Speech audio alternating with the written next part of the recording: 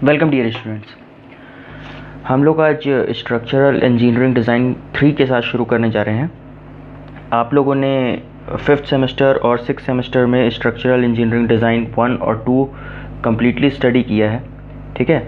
जो structural engineering design या फिर SAD 1 था वो हमारा टोटली RCC के ऊपर था, ओके। लेकिन जो स्ट्रक्चरल इंजीनियरिंग डिज़ाइन 2 था वो स्टील के ऊपर था, और स्टील का ही एक असेंडेड वर्जन, मतलब कि आप लोगों ने जो पढ़ा है स्टील को SAD 2 में, उसको असेंड करके या फिर आगे और एक्सटेंड करके हम लोग SAD 3 में पढ़ेंगे। और बड़े बड़े जो स्ट्रक्चर्स बनाए जाते हैं स्टील पर, उस पर कितना लोड आता है, कितना बेंडिंग आता है, कितना फोर्स उसमें क्या लगता है, कैसा लगता है, वो सभी को हम लोग इस सब्जेक्ट में समझने का प्रयास करेंगे, ठीक है। तो सबसे पहले आप लोगों को जो चीज़ें चाहिए होंगी SAD 3 पढ़ने के लिए, वो होगा आप लोगों का स्टील टेबल।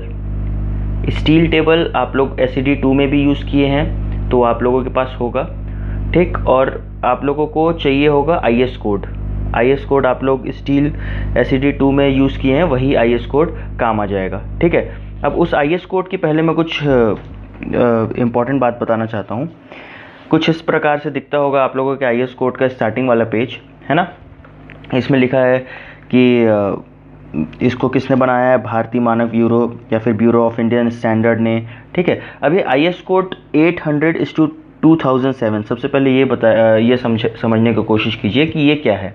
IS 800/2007, तो 800 what is 800 is it's number, वो उसका एक नंबर है जो उसको असाइन किया गया है, ठीक है। जैसे अर्थक्वेक होता है, अर्थक्वेक के लिए अलग इंडियन स्टैंडर्ड डिज़ाइन किया गया है। इंडियन स्टैंडर्ड मतलब बोलने का मतलब ये है कि जो एक डिपार्टमेंट है, जिसको कौन सा डिपार्टमेंट है, ब्यूरो ऑफ इंडियन स्टैंडर्ड्स, उसने एक स्टैंडर्ड क्वांटिटी डिसाइड कर दी है कि अगर इतना लोड आएगा तो हमें इतना ही कंक्रीट डालना है या इतना ही स्टील डालना है उस पर्टिकुलर स्ट्रक्चर पे, ठीक है। या फिर इतना ही स्टील लगाना है आर्चेस में, इतना ही स्टील लगाना है ट्रस में, ठीक है। तो वो सारी चीज़ों को इंडियन स्टैंडर्ड मतलब एक डिपार्टमेंट ने डिसाइड कर दिया। उस डिपार्टमेंट का नाम क्या है, bureau of Indian standard, okay. अब ये जो IS कोड है वो स्टील पे डेडिकेटेड है, स्टील पे डेडिकेटेड है, और इसका नंबर क्या है 800, ओके। 800/2007। अभी 2007 क्या चीज़ है कि ये लास्ट रिवाइज कब हुआ था। लास्ट रिवाइज ये हुआ था 2007 में। लास्ट रिवाइज का मतलब क्या होता है कि कुछ चेंजेस, कुछ माइनर चेंजेस जो है वो 2007 में इसमें किए गए। छोटे चेंजेस फिर भी हर साल इसमें किए जाते हैं, बट जो सिग्निफिकेंट चेंज होता है, जो कि जिसके कारण वापस से उस चीज़ को पब्लिश करना पड़ता है, वो कब हुआ था, लास्ट टाइम इसमें 2007 में, ओके। तो इसीलिए इसको IS 800/2007 के नाम से जाना जाता है। अगर अभी 2020 में कोई चेंज आ जाएगा तो इसको हम लोग किस नाम से जानेंगे, IS 800/2020, क्यों, क्योंकि 2020 में ये रिवाइज हुआ, ओके। अब आप लोगों के लिए एक असाइनमेंट है, एक असाइनमेंट क्या, उसको एक होमवर्क टाइप का समझिए। बिना देखे आप लोग अपने ग्रुप में लिख के बताएंगे कि RCC के लिए जो आप लोगों ने IS कोड यूज़ किया था उसका नंबर क्या था और वो कब रिवाइज हुआ था, ठीक। देख के करेंगे तो कोई मतलब नहीं है, बिना देखे आप लोग कमेंट करके बताएंगे, ठीक है। अब देखिए इसमें लिखा भी हुआ है नीचे कि दिसंबर 2007, कब पब्लिश हुआ था, दिसंबर 2007 में, ओके। तो ये और स्टील कोड, ये दो चीज़ आपको चाहिए होगी, ठीक। तो हम लोग सबसे पहले फर्स्ट यूनिट से स्टार्ट करते हैं। हमारा जो फर्स्ट यूनिट है वो है plate girders with solid web, ठीक। तो प्लेट गर्डर्स क्या होता है। अब प्लेट गर्डर्स को आप इस तरह से समझिए कि जब हम लोग एक बीम बनाते हैं, हम लोग जब घर बनाते हैं तो बीम डालते हैं। बीम का काम क्या होता है कि वो ऊपर से मोमेंट और फोर्सेस और लोड, ये तीनों को लेकर कॉलम को दे, है ना। मान लीजिए ये आपकी कोई बीम है, ठीक, और ये क्या है, कॉलम्स है, ओके। तो ये बीम का काम क्या है कि जितना भी लोड इसके ऊपर आ रहा है, जितना भी लोड इसके ऊपर आ रहा है, वो ये कहाँ ट्रांसफ़र करेगी, इस कॉलम पे। फिर एक कॉलम कहाँ ट्रांसफ़र करेगा, नीचे फाउंडेशन पे। फाउंडेशन कहाँ ट्रांसफ़र कर देगा उन लोड्स को, हमारे जो अर्थ है उसमें, ठीक है। तो जो बीम का काम है वो क्या है कि फोर्स और लोड को कैरी करना टिल कॉलम उसको न ले ले, है ना।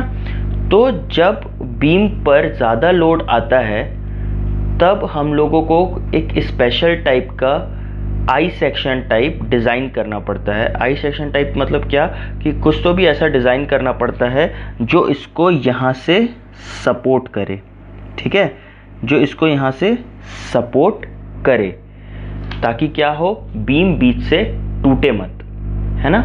तो जब ऐसे टाइप की चीज़ें हम लोग डिज़ाइन करते हैं तो उसको हम लोग रोल्ड स्टील सेक्शन कहते हैं। और उसी रोल्ड स्टील सेक्शन का एक टाइप है प्लेट गर्डर। ओके, अब अगर प्लेट गर्डर को मैं आप लोगों को दिखाऊं तो प्लेट गर्डर कुछ इस तरीके का दिखता है। ओके, देखिए इसमें ये क्या है, होता है इसका वेब फ्लैंज, ये आप लोग पढ़े हैं, फिर भी अभी मैं आप लोगों को उसका एक फिगर बना के दिखा दूंगा, ठीक। ये ऊपर वाला क्या है, टॉप फ्लैंज, ये ठीक है। ये क्या है, बीच वाला क्या है, वेब स्टिफनर, ठीक। ये नीचे वाला क्या है, बॉटम फ्लैंज, ठीक। आप लोगों ने इसको प्रैक्टिकली नहीं देखा है, आप लोगों ने इसको फिगर में देखा है, तो मैं आपको फिगर में इसको दिखाता हूँ, ठीक है। अगर मैं इसको फिगर में बनाऊं, देखिए कुछ इस प्रकार से बनेगा ये।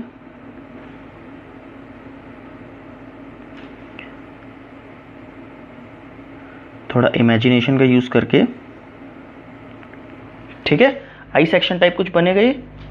अब यहाँ पर वो ये आई सेक्शन दिख रहा होगा आप लोगों को अगर ध्यान से देखें तो, ठीक। ये ऊपर वाला जो है टॉप फ्लैंज है, ये नीचे वाला जो है बॉटम फ्लैंज है। अच्छा हाँ, सबसे इंपॉर्टेंट बात ये कि अभी आप लोगों को लग रहा होगा ये इतना लंबा है, ये हम लोग इसका लेंथ नहीं, इसका ये वाला सेक्शन जो, अगर मैं इसको पूरा इरेज करता हूँ और अब दिखाता हूँ, ये जो आई सेक्शन है ना, ये वाला इतना पोर्शन, ये आई सेक्शन, इसको मैंने निकाला है, ये आई सेक्शन को, ये देखिए, ये और ये बीच में और ये नीचे, ये वाला आई सेक्शन निकाल के इधर बनाया है मैंने, ठीक है। तो ऊपर वाले को क्या बोलते हैं हम लोग, टॉप फ्लैंज, ऑलराइट।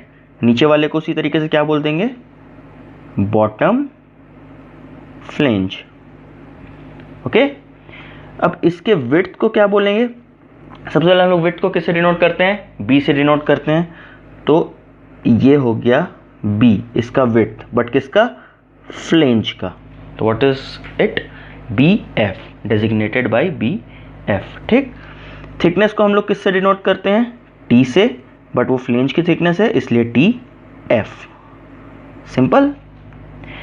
अब ये क्या है, बीच वाला वेब, इसको हम लोग क्या बोलते हैं, वेब। ये देखिए, ये बीच वाला जो सेक्शन जा रहा है हमारा, इसको हम लोग बोलते हैं वेब, ओके, वेब। अब इसकी जो थिकनेस हो जाएगी उसको मैं क्या बोल दूंगा, T W, that is thickness of web, okay. अब ये जो है एक सिमेट्रिकल स्ट्रक्चर है। What is symmetrical structure, symmetrical structure मतलब क्या कि अगर मैं उसको किसी भी एक्सिस के अराउंड काटूं तो वो इक्वल लेंथ और इक्वल विड्थ पर कटना चाहिए, ठीक। फॉर एग्जाम्पल अगर मैं इसको ये y एक्सिस के अलोंग काटूं, y एक्सिस के अलोंग काटूं, तो देखिए यहाँ पर उतना ही निकलेगा, इस साइड भी उतना ही निकलेगा जितना इस साइड निकलेगा, सही है। अब अगर मैं इसको x एक्सिस के अलोंग काटूं तो भी ये क्या होगा, उतना ही इस साइड भी निकलेगा और इस साइड भी निकलेगा, उतना ही लेंथ उतना ही विड्थ में निकलेगा, ओके। मतलब क्या है, मैं इसको फोल्ड कर सकता हूँ, सीधा सिंपल सी बात है। अब एक और टर्म आती है R1 और R2। What is R1, that is radius, radius of root. जो आप अगर स्टील टेबल खोलेंगे तो आप लोगों को दिखेगा रेडियस ऑफ रूट, वो कहाँ की रेडियस है, दिस इज R1, एंड यहाँ पर जो बनेगी आपकी ये होगी R2, okay. Radius of root, root का रेडियस इन द सेंस क्या कि जिस रेडियस से वो क्या हुआ है, मुड़ा है वहाँ पर, उसको हम लोग बोलते हैं रेडियस ऑफ रूट, ओके। तो इसमें मैं टाइम लिया समझाने के लिए, क्योंकि अगर ये क्लियर नहीं होगा आप लोगों को तो आगे की चीज़ें बनेंगी नहीं आप लोगों से, ठीक है। तो अब इस जो यूनिट है, ये जो यूनिट है, इसमें दो ही प्रकार के क्वेश्चन आते हैं। एक क्वेश्चन आएगा 14 मार्क्स का या तो 7-7 नंबर के 2 क्वेश्चन आएंगे। 14 मार्क्स का क्वेश्चन जो होगा वो हम लोग अगले लेक्चर में कवर करेंगे। जो 7 मार्क्स का क्वेश्चन है वो मैं इस लेक्चर में कवर करूंगा। मैं आप लोगों को एक क्वेश्चन बताऊंगा, बाकी आप लोगों के बुक में 3 क्वेश्चंस और दिए हैं, वो तीनों आप लोग सॉल्व करेंगे। अगर कोई दिक्कत आती है बीच में तो आप लोग मुझे बताएंगे, मैं आप लोगों को फिर जो भी डाउट है आप लोग मेरे से पूछेंगे, मैं आप लोगों को बताऊंगा, पर आप लोग उसको बनाने का एटलीस्ट ट्राई करेंगे। ओके, चलिए हम लोग क्वेश्चन के साथ शुरू करते हैं। अब क्वेश्चन क्या लिखा हुआ है, the section of welded plate girder consist of flange plate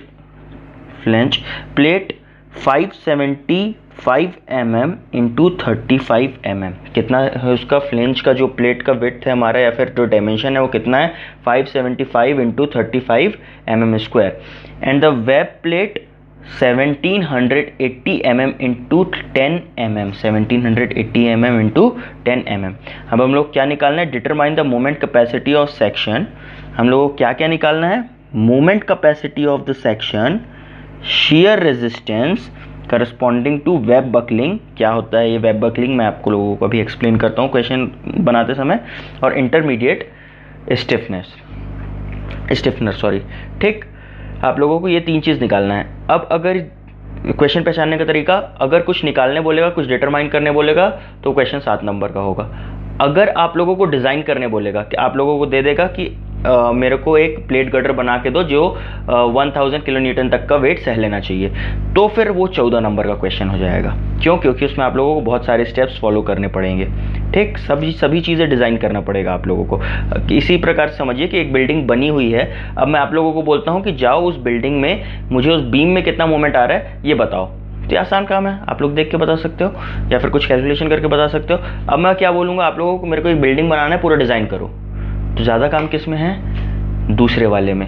जब आप लोग बिल्डिंग बना के डिज़ाइन करोगे, है ना, तो ज़्यादा नंबर भी उसी के मिलेंगे और ओरिजिनल फील्ड पे ज़्यादा पैसे उसी के मिलेंगे। ओके, तो चलिए स्टार्ट करते हैं। सबसे पहले जब भी क्वेश्चन आएगा हम लोग को क्या क्या करना है, फिगर बनाना और गिवन डेटा लिखना है। तो सबसे पहले हम लोग फिगर बनाते हैं। देखिए मैं फिगर बना रहा हूँ और आप लोग इसी प्रकार से फिगर बनाएंगे एग्जाम में, ठीक। कुछ लोग क्या करते हैं, इसको ये जो रूट है यहाँ पर, ये जो मैंने कर्व किया है, इसको कैसे बना देते हैं, ऐसे बना देते हैं। ये ऐसे नहीं बनाना है, ठीक है, क्योंकि वो मुड़ रहा है, वो बेंड हो रहा है, ठीक। अगर उसको सीधा बना दोगे आप लोग गलत हो जाएगा, ठीक।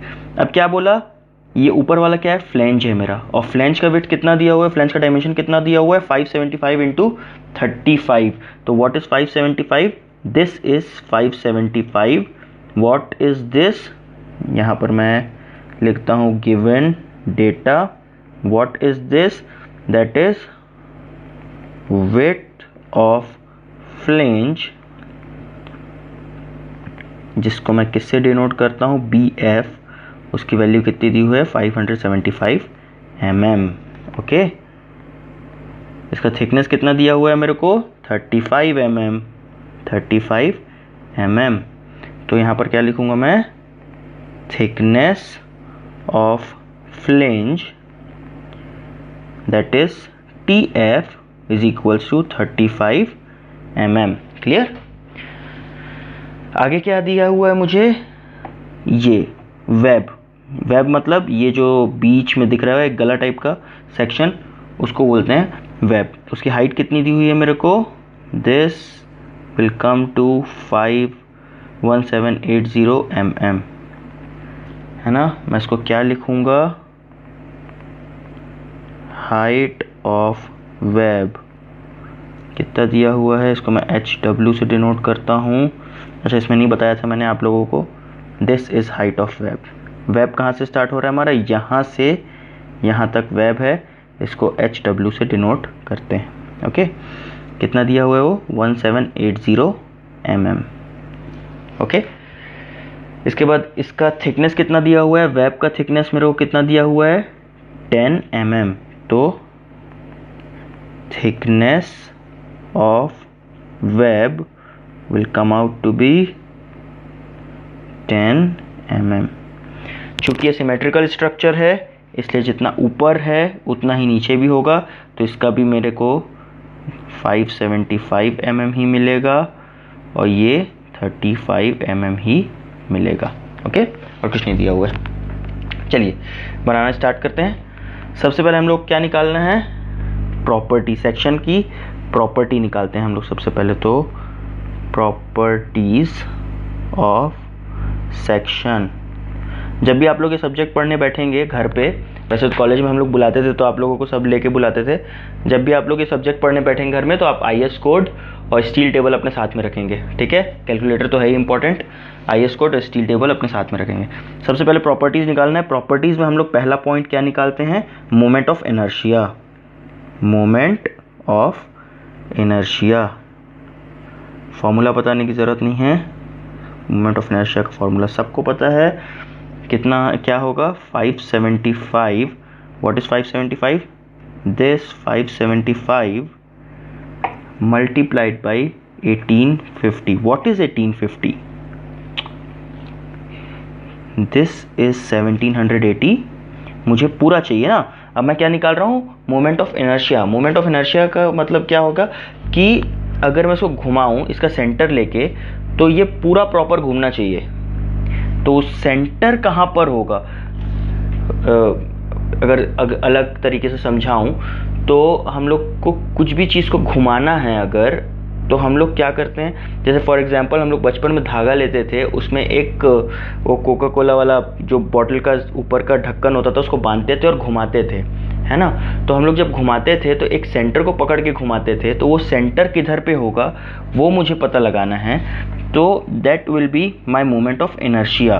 ठीक, तो वो सेंटर कहाँ पे होगा, जब मैं कैसे करूँगा, ये 1780 प्लस 35 प्लस 35 क्या है यहाँ पर, 1780 प्लस 35 प्लस 35, ये करूँगा तो 1850 आएगा।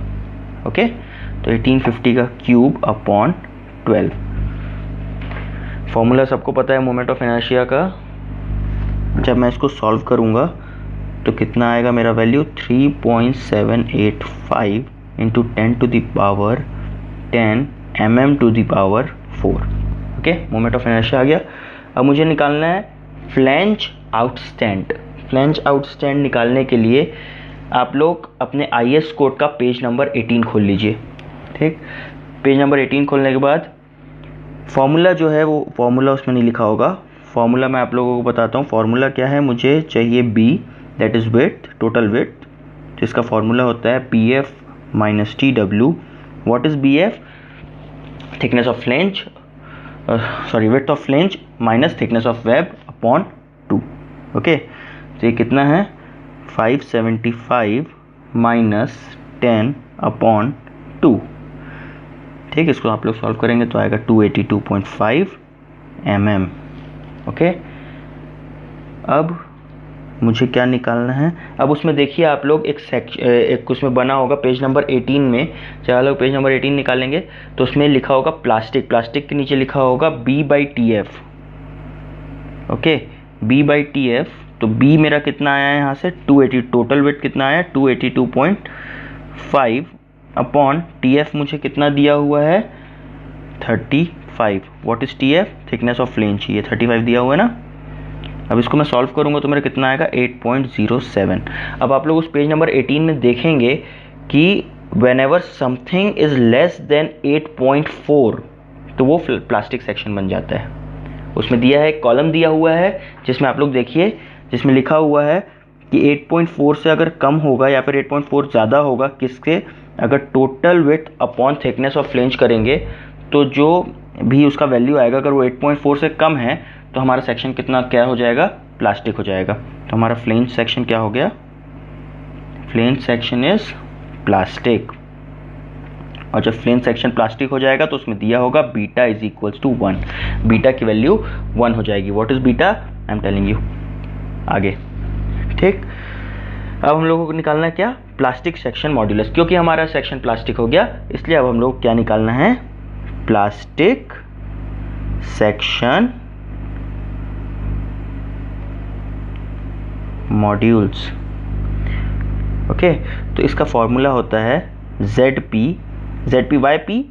Because it is plastic and section modulus is denoted by Z. इसका फॉर्मूला होता है 2BF into TF under bracket D minus TF upon 2. अच्छा, what is D here? D is nothing but this what we found out earlier. अभी हम लोगों ने निकाला ना 1850 टोटल D, टोटल डेप्थ, जो हाइट और दोनों फ्लैंज का, हमारा हाइट कितना था 1780, और दोनों फ्लैंज को हमने जब उसमें प्लस कर दिया तो it will come out to be total depth, या फिर आप बोल सकते हैं ओवरऑल डेप्थ। और ये क्या है? डेप्थ ऑफ वेब आप इसको बोल सकते हैं। अगर आपको हाइट नहीं बोलना तो आप डेप्थ ऑफ वेब बोल सकते हैं, ठीक है। तो और ओवरऑल डेप्थ कितने हैं? ये this value plus this, okay.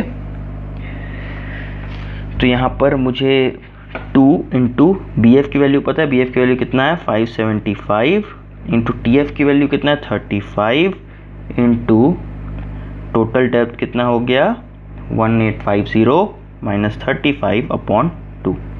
Clear? अब जब मैं इसको सॉल्व करूंगा तो मेरा आएगा 36.526 into 10 to the power 6 mm का क्यूब, ओके। अब आप लोग ऐसा करिए, अपने IS कोड में पेज नंबर 53 निकाल लीजिए। अब उसमें लिखा होगा कि जब प्लास्टिक सेक्शन है तो मोमेंट कैपेसिटी कितनी होगी। तो उसमें आप लोगों को एक फॉर्मूला दिया होगा किसका? मोमेंट कैपेसिटी का, वो होगा MD। What is MD? Moment capacity, ठीक है। और यहाँ पर D क्यों है वो आप लोगों उसमें पढ़ेंगे तो आप लोगों को पता चलेगा। और ये भी आप लोगों का एक होमवर्क है कि ये D से क्यों डिनोट किया। मैं सब बताते जा रहा हूँ कि हम लोगों ने क्या क्यों डिनोट किया है। जैसे यहाँ पर BF है, यहाँ TF है, हम लोगों ने क्यों क्या डिनोट किया है, लेकिन यहाँ पर D क्यों है वो आप लोग के IS कोड में लिखा हुआ है वहीं पर ऊपर पे। अब आप लोगों को ये मुझे बताना है, आप लोगों का एक होमवर्क है कि वो D क्यों लिया यहाँ पर, MD ही क्यों, ठीक।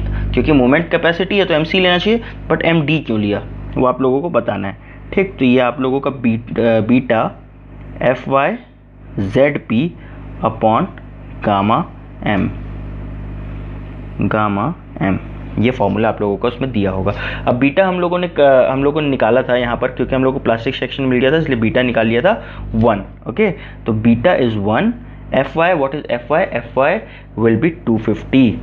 हम लोगों ने पढ़ा है SED2 में FY की वैल्यू कितनी होती है 250। ZP अभी हम लोगों ने निकाला, ZP ऊपर 36.526 into 10 to the power 6 upon gamma M। What is gamma M? 1.1, that is partial safety factor. Gamma क्या होता है? Partial safety factor 1.1। ये भी हम लोगों ने SED2 में पढ़ लिया है, ओके।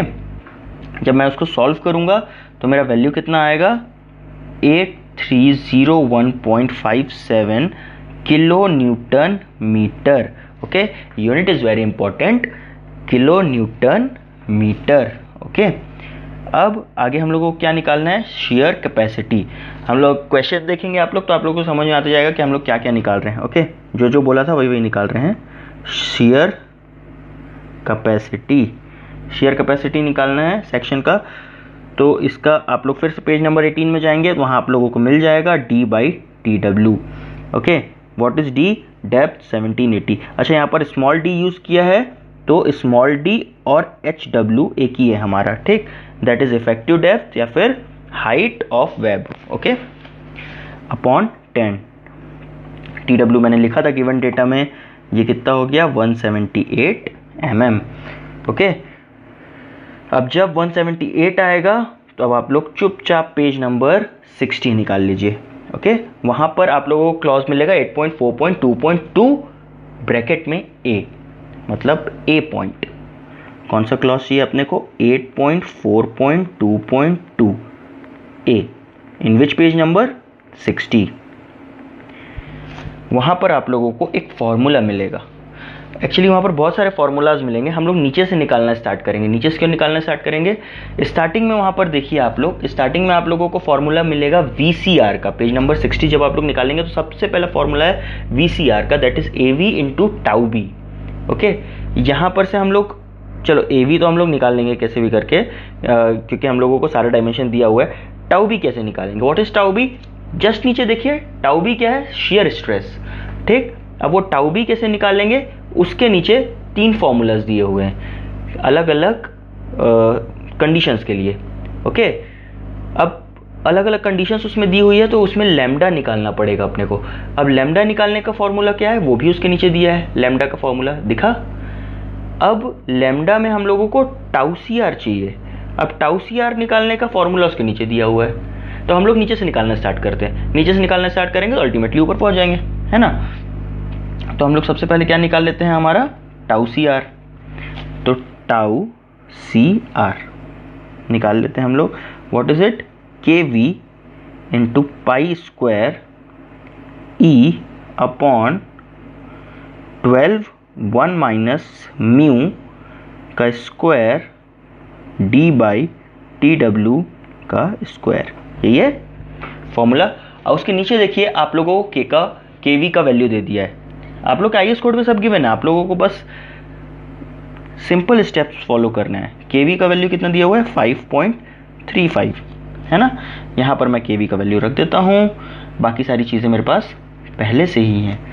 5.35 इंटू पाई का square into what is e, 2 into 10 to the power 5, that is standard value। 12 minus 1 minus 0.3 का स्क्वायर इंटू 178। अभी 178 कहाँ से आया, ऊपर अभी निकाला मैंने 178। 0.3 कहाँ से आया म्यू की वैल्यू, जस्ट नीचे देखिए पॉइजन रेशियो आप लोगों को दिया हुआ है, सब मिल गया। मतलब जस्ट नीचे देखिए आईएएस कोड में म्यू की वैल्यू जस्ट नीचे देखिए, ठीक। टाउ सी आर, ओके। अब मैं इसको कैल्सी में रखा, इस इक्वेशन को, मेरा वैल्यू कितना आया 30.523 न्यूटन पर mm square. If it comes out, अगर आपका कैल्सी में रखने पे पॉइंट के बाद कुछ दूसरा वैल्यू आ रहा है तो कोई दिक्कत नहीं है, बट ये 30 चेंज नहीं होना चाहिए। अगर यहाँ कुछ आ रहा है तो फिर वो दिक्कत है, फिर आप चेक करिए अपने कैलकुलेशन। आगे बढ़ते हैं। अब हमारे पास टाउ सी आर आ गया। अब उसके ऊपर जस्ट देखिए आप लोग आईएएस कोड में लैम्डा निकालना है।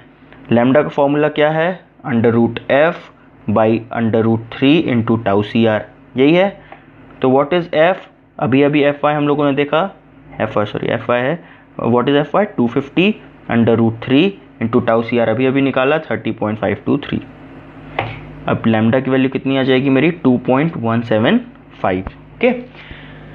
अब 2.175 आ गई मेरी लैम्डा की वैल्यू। अब जो ऊपर 3 कंडीशंस दी हुई है उसमें देखिए, अगर लैम्डा की वैल्यू 1.2 से अधिक है, अगर लैम्डा की वैल्यू 1.2 से अधिक है, जो कि यहाँ पर है, तो फिर हम लोगों को जो थर्ड कंडीशन है, देखिए आईएएस कोड में देखिए आप लोग, थर्ड कंडीशन है वो फॉलो होगा, देखा। तो थर्ड कंडीशन फॉलो होगा। देन थर्ड कंडीशन का फॉर्मूला क्या है हमारा, टाउ बी का एफ वाई अपॉन √3 लैम्डा का स्क्वायर, ओके। तो tau b is equal to f y मतलब 250 अपॉन √3 इंटू लैम्डा का स्क्वायर। व्हाट इज लैम्डा 2.175, अभी अभी निकाला हम लोगों ने ऊपर, ओके।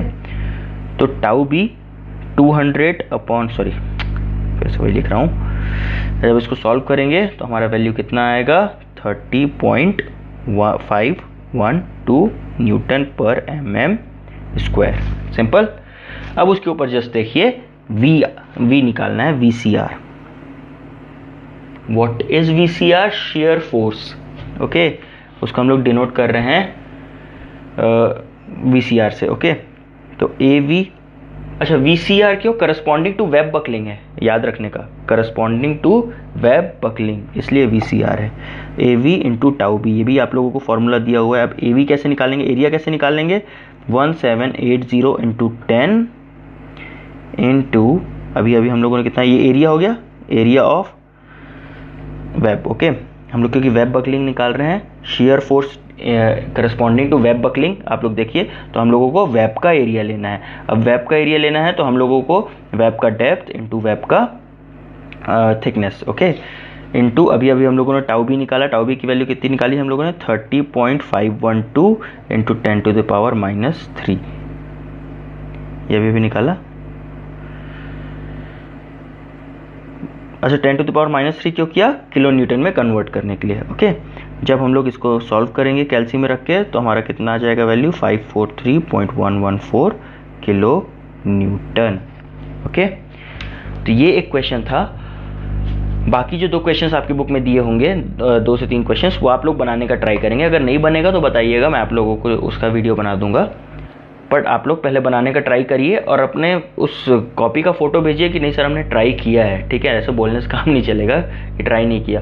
फिर जो गलतियाँ होंगी और नहीं समझ में आएगा तो मैं आप उसका वीडियो बनाऊंगा।